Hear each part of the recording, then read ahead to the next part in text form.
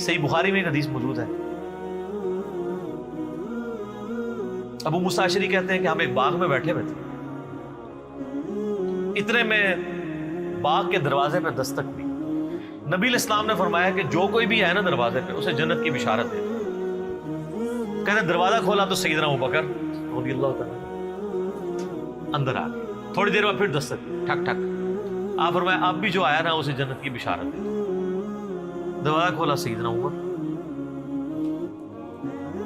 پھر تیسری دفعہ جب دستک ہوئی تو نبی علیہ السلام فرمایا اب جو کوئی آئے نا اسے جنت کی بشارت دو، لیکن ان مصیبت اور پریشانیوں کے ساتھ جن سے اس کو گزرنا پڑے گا۔ تو کہتے ہیں میں نے دروازہ کھولا تو حضرت عثمان تھے، اور میں نے کہا کہ رسول اللہ نے آپ کے بارے میں یہ کہا کہ جنت ہے لیکن آپ کی جنت تکلیف کے ساتھ جڑی ہوئی ہے۔ تو انہوں نے کہا میں اللہ سے مدد مانگتا ہوں ان فتنوں کے اگینسٹ۔ اسی کا ایک طریق صحیح بخاری میں، اس میں اسی طرح یہ الفاظ ہیں، پہلے حضرت ابوبکر آئے پھر حضرت عمر آئے، اور اس میں یہ الفاظ ہیں کہ نبی علیہ السلام ایک کنویں کی منڈیر پہ بیٹھے ہوئے تھے۔ پرانے زمانے میں وہ کنویں ہوتے تھے نا، ابھی بھی آپ دیکھیں نا بڑے کنویں ہوتے ہیں، قلعہ اور طاس میں بنے ہوئے ہیں، تو اس کی وہ جو باہر منڈیر نکلی ہوتی ہے نا دیوار چھوٹی سی، اس پہ آپ علیہ السلام بیٹھے ہوئے تھے۔ تو پہلے حضرت ابوبکر کو جنت کی بشارت ملی، نبی علیہ السلام نے ان کو اپنے دائیں جانب بٹھا لیا، حضرت عمر کو اپنی بائیں جانب بٹھا لیا۔ جب حضرت عثمان اندر انٹر ہوئے تو جگہ ختم تھی، تو حضرت عثمان نبی علیہ السلام کے سامنے منڈیر پہ آ کے بیٹھ گئے۔ تو راوی حدیث کہتے ہیں کہ میں نے اس حدیث سے رزلٹ نکالا ہے کہ ابو بکر عمر کی قبریں رسول اللہ کے ساتھ بنے گی، اور حضرت عثمان کی قبر نبی علیہ السلام کے ساتھ نہیں بنے گی، وہ سامنے بنے گی۔ یہ راوی نے بعد میں جب قبروں کے بعد ڈیسائیڈ کیا، یعنی وہ جو تابعی ہے تبع تابعی ہے۔ اور سر واللہ سیدنا عثمان کی قبر نبی علیہ السلام کی قبر مبارک کی سیدھ میں، بالکل سیدھ میں بقیع غرقد قبرستان کے اندر موجود ہے۔ اور چند ایک قبریں جو باقی ہیں نا اس وقت اپنی صحیح فارم کے اندر سنت کے مطابق یہ ہے، یعنی وہ بہت اونچی نہیں ہے، ارد گرد وہ پتھروں کی فصیل بنی ہوئی ہے چھوٹی سی، وہ ایک بالش جو اجازت ہے صحیح بخاری میں اونٹ کی کوہان جتنی، اور بالکل ڈومیننٹ جگہ کے اوپر ہے، وہ سامنے وہ ارد گرد اس کی کوئی اور قبر بھی نہیں ہے، ڈومیننٹ جگہ پہ۔ پہلے تو خیر سلطنت عثمانیہ کے دور میں مزار بھی اس پہ بہت بڑا بنا تھا، آپ کو پرانی تصاویر مل جائیں گی 1886 کی، وہ تو پھر سعودی حکومت نے توڑوائے، ظاہر ہے وہ خلاف سنت مزار بنے ہوئے تھے۔ تو وہ یعنی سیدنا عثمان کی قبر بالکل صحیح سند سے چلتی آ رہی ہے۔ اور یہ چونکہ حدیثیں میں نے پڑھی ہوئی تھی نا، میں نے کافی دفعہ سیدنا عثمان رضی اللہ تعالیٰ عنہ کی قبر مبارک پہ اشک بار آنکھوں کے ساتھ حاضری دی ہوئی ہے الحمدللہ۔ تو سیدنا عثمان کی قبر پہ میں یاد ہے، میں اشراق کے بعد ایک بار گیا نا تو مجھے اچانک یہ حدیث یاد آئی نا، تو میں نے یعنی وہ قبر کے پاس کھڑے ہو کے روضہ شریف کی طرف دیکھا نا تو بالکل ایگزیکٹ سین میں وہ قبر ہے۔ اللہ تعالیٰ نے ان کو صبر دیا، اور حالانکہ آپ دیکھیں کہ شروع میں اسلام قبول کرنا پہلے 10 مسلمانوں میں سے ہیں سیدنا عثمان۔ حضرت ابوبکر صدیق کے یہ بڑے بیسٹ فرینڈ تھے، ان کی دعوت سے اسلام قبول کیا۔ عشرہ مبشرہ 10 جنتی صحابہ میں سے 5 ایسے ہیں جو حضرت ابوبکر صدیق کی دعوت سے مسلمان ہوئے، ان میں سے ایک حضرت عثمان ہے۔ یہ پہلے 10 مسلمانوں میں سے۔ پھر آپ کے لیے فضیلت یہ کہ نبی علیہ السلام کی 2 بیٹیاں آپ کے عقد میں، ذوالنورین کا لقب اسی لیے ملا، 2 نوروں والا، نبی علیہ السلام کی آنکھوں کا نور۔ اسے وہ دوسرے وہ نور والے مسئلے نکالنے شروع کر دیتے ہیں۔ یہ نور جو ہے نا وہ محاورتاً لفظ استعمال ہوا ہے، فزیکل نور نہیں ہے۔ ویسے تو ہم نبی علیہ السلام کو نور مانتے ہیں، نور ہدایت ہے، میرا اس پہ بھی کلپ ہے، اِنَّا أَرْسَلْنَاكَ شَاهِدًا وَمُبَشِّرًا وَنَذِيرًا وَدَاعِيًا إِلَى اللَّهِ بِإِذْنِهِ وَسِرَاجًا مُنِيرًا، تو مانتے ہیں چمکا دینے والا سورج۔ اور نبی علیہ السلام کے داماد ہونے کا ذکر سیدنا عثمان کا، یہ آپ کو نہج البلاغہ میں مولا علی کا خطبہ بھی مل جائے گا، جس میں حضرت عثمان کو انہوں نے جو سمجھانے کے لیے آئے تھے کہ تمہاری اس طرح شکایتیں گورنروں کی آ رہی ہیں، اور پھر اس میں انہوں نے کہا کہ بھئی ابو بکر اور عمر کے جو معاملات تھے اس سے زیادہ تمہیں احتیاط کی ضرورت ہے، کیونکہ نبی علیہ السلام کے ساتھ تمہارا دامادی کا رشتہ بھی ہے۔ یہ نہج البلاغہ میں شیعہ کے ہاں خطبے میں موجود ہے،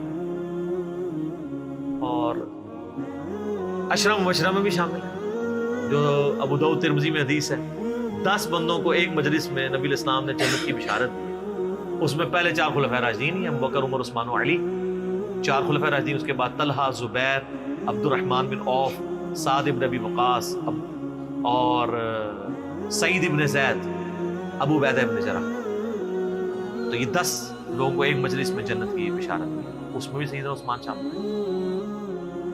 اور سیدنا عثمان کو تو جنت کی بشارت کئی دفعہ ملی ہوئی ہے۔ جامع ترمذی میں، مسند احمد میں حدیث موجود ہے، جب باغیوں نے ان کو گھیر لیا، محصور کر دیا۔ آج میں اس ٹاپک کی طرف نہیں چل رہا، وہ ایک علیحدہ سے ایک سٹوری ہے، ادھر پھر کئی اور چیزیں بھی آئیں گی، میں وہ مذاکرہ نہیں کرنا چاہتا۔ سیدنا عثمان رضی اللہ تعالیٰ عنہ کو مسجد میں جانے سے روک دیا، میٹھا پانی آپ کے گھر پہنچنے سے روک دیا گیا، تو آپ گھر کی چھت پہ کھڑے ہوئے اور انہوں نے خطاب کیا جو لوگ وہاں پہ ان کو گھیرے ہوئے تھے۔ ترمذی میں پورا ڈیٹیل خطبہ موجود ہے، مشکات میں آلموسٹ آپ کو ساری حدیثیں حضرت عثمان کے چیپٹر میں آپ کو 30 جلد میں مل جائیں گی۔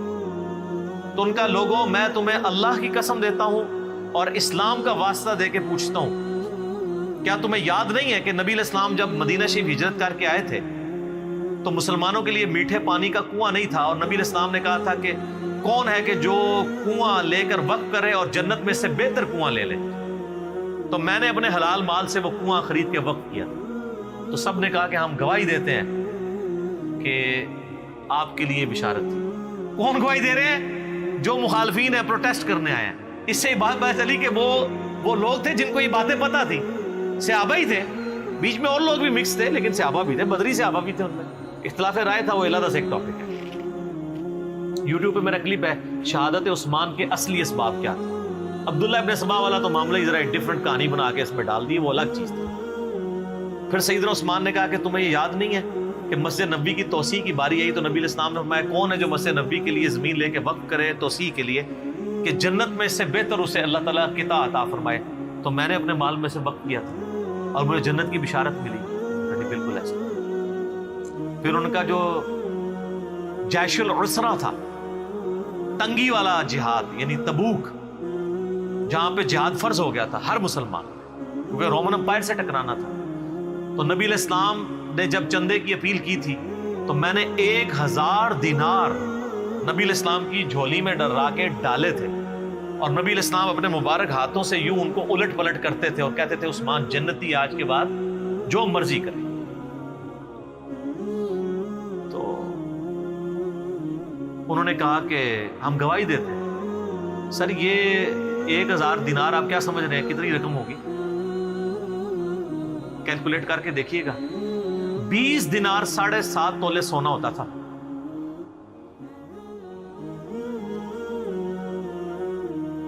تو 7.5 تولے کو 50 سے ضرب دیں، 450 کے قریب،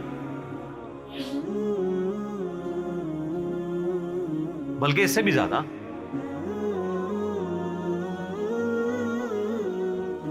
50 کو ضرب دیں 7 سے، 700,350 اور اوپر والا بھی کر لیں، تقریباً 400 کے قریب، 350 زیادہ بن جائے گا نا، 7.5 ہے، 450 کے قریب سمجھ لیں، 450 تولہ سونا۔ اور آج کل کیا ریٹ چل رہا ہے؟ 70,000 ہے۔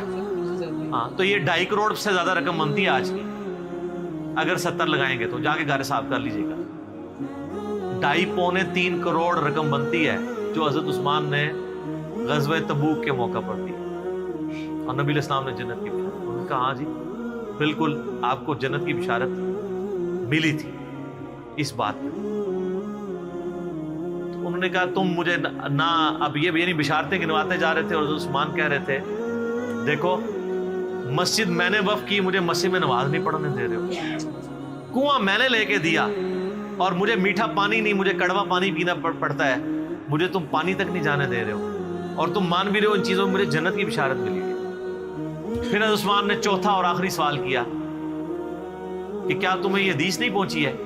اور یہ حدیث بخاری میں بھی ہے، ترمذی کا یہ والا حصہ، کہ نبی علیہ السلام ایک دفعہ غارے پہاڑ ہیرا کے اوپر چڑھے، ہیرا پہاڑ کے اوپر، حضرت ابو بکر، عمر اور حضرت عثمان یہ ساتھ تھے نبی علیہ السلام، 4 بندے تھے یہ ٹوٹل۔ تو پہاڑ جو ہے وہ جھوم پڑا، ہلنا شروع ہو گیا، وہ تو بخاری مسلم حدیث ہے۔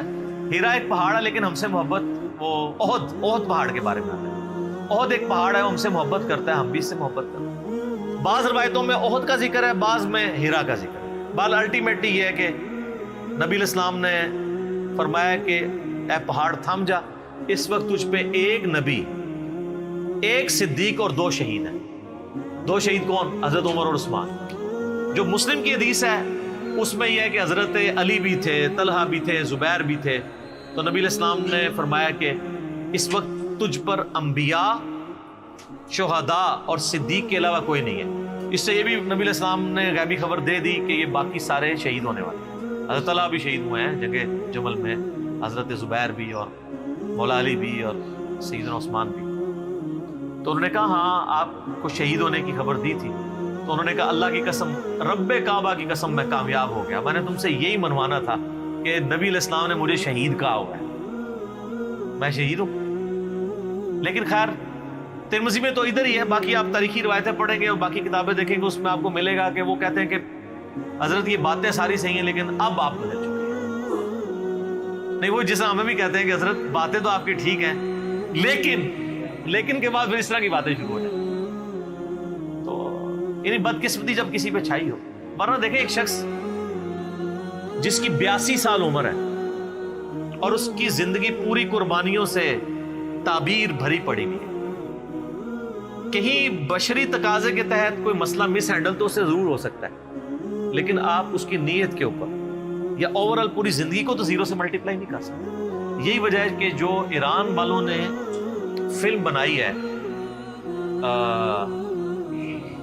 مختار سقفی پہ، اس میں بھی جو حضرت معاویہ رضی اللہ تعالیٰ عنہ اور شیعان علی کا اختلاف دکھایا ہے، وہ اسی بات پہ کہ آپ نے خلفاء کے طریقے کو چھوڑ دیا اور اس میں وہ تینوں خلفاء کو رسپیکٹ دیتے۔ پھر حضرت علی علیہ السلام کی زندگی کے آخری 10 سال پہ ایک فلم ہے 22 قسطوں پہ، امام علی علیہ السلام، اس میں انہوں نے حضرت عثمان کا بھی، چونکہ ان 10 میں سے سمجھ لیں 4-5 سال تو عثمان کے بھی خلافت کے، حضرت عثمان کا بھی انہوں نے بڑا پازیٹیو کریکٹر دکھایا ہے اور یہ بتایا کہ اصل کلپرٹ جو ہے وہ مروان بن حکم تھا۔ حضرت علی حضرت عثمان کو سمجھاتے تھے تو پھر وہ اپنے فیصلوں کو بھی ریورٹ کرتے تھے، یعنی ان کی نیت میں تھی، لیکن ظاہر ہے کہ وہ ایک حضرت عمر والی مینیجریل سکل نہیں تھی۔ 72 ایئرس کی عمر میں چونکہ خلیفہ بنائے گئے تھے، ایک ایجنٹ تھے، تو بہرحال 82-83 ایئرس ایج ہے اور ایک شخص نے پوری زندگی یعنی اسلام قبول کیا، تو ان کا چچا ان کو مارا کرتا تھا، اتنی تکلیفیں کاٹی ہیں، سابقون الاولون میں سے، تو آخری وقت میں آ کے کیوں انہوں نے ایسا کرنا تھا کہ وہ نفس کے ہاتھوں مغلوب ہو جاتے ہیں، جن کی پوری زندگی اسلام کی خدمات پہ تھی اور نبی علیہ السلام نے کئی مواقع پہ انہیں جنت کی بشارت بھی دی۔ بال انہوں نے اپنے سیلف ڈیفenس میں کچھ بھی نہیں کیا، ورنہ 300 بندے کو ہٹانا کو مسئلہ نہیں تھا، لیکن وہ چاہتے تھے مدینہ الرسول میں میری وجہ سے خون نہ بہے۔